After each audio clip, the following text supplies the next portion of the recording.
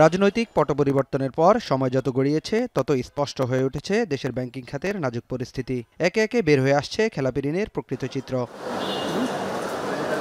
বাংলাদেশ ব্যাংকের ত্রৈমাসিক প্রতিবেদনের তথ্য বলছে, চলতি বছরের সেপ্টেম্বর পর্যন্ত খেলাপি ঋণের পরিমাণ দাঁড়িয়েছে ৬,৪৪,৫১৫ কোটি ২৫ লাখ টাকা, যা বিতরণ করা মোট ঋণের ৩৫.৭৩%, যা গত ২৫ বছরের মধ্যে সর্বোচ্চ।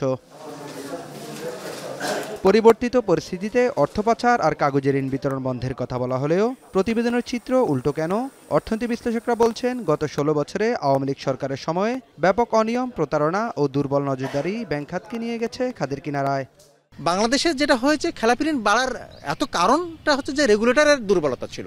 রেগুলেটর এটা আপনার নিয়ন্ত্রণ করতে ব্যর্থ হয়েছে, রাজনৈতিক সরকারকে নিয়ন্ত্রণ করতে ব্যর্থ হয়েছে। বাংলাদেশ ব্যাংকে রাজনৈতিকভাবে ব্যবহার করা হয়েছে। কেন্দ্র ব্যাংকে, যে দেশের কেন্দ্র ব্যাংক রাজনৈতিকভাবে ব্যবহার করা হয়, সে দেশের ব্যাংকিং খাত কখনো ভালো থাকে না। ঢাকা বিশ্ববিদ্যালয়ের অর্থনীতি বিভাগের এই অধ্যাপক বলছেন, অন্তর্বর্তী সরকারের সুযোগ থাকা সত্ত্বেও কঠোর ব্যবস্থা না নেওয়ার ফল ভোগ করতে হতে পারে ভবিষ্যতেও। আস্থা ছিল অন্তর্বর্তী সরকারের কাছে যে এই সমস্ত প্রতিষ্ঠান ঘুরে দাঁড়াবে, কিন্তু এক বছর 14 মাস পেরিয়ে যাচ্ছে, কিন্তু আমরা কিন্তু প্রকৃতপক্ষে এই বিশাল খেলাপি ঋণ হওয়া সত্ত্বেও একজন মানুষের কঠিন শাস্তি হয়েছে সেই দৃষ্টান্তটুকু পাইনি। তার যে কারণে ভবিষ্যতেও যে খেলাপি হবে না, জোর করে লোন নিয়ে সেটা লুট হবে না, দেশ থেকে পাচার হবে না, সেটা কিন্তু আমরা নিশ্চিত হতে পারছি না।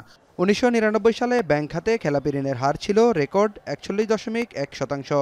এরপর এই হার ২০১১ সালে নেমে আসে ৬.১%। তারপর থেকে আবারও বাড়তে থাকে খেলাপি ঋণের পরিমাণ। নাঈম কামাল, এখন, ঢাকা।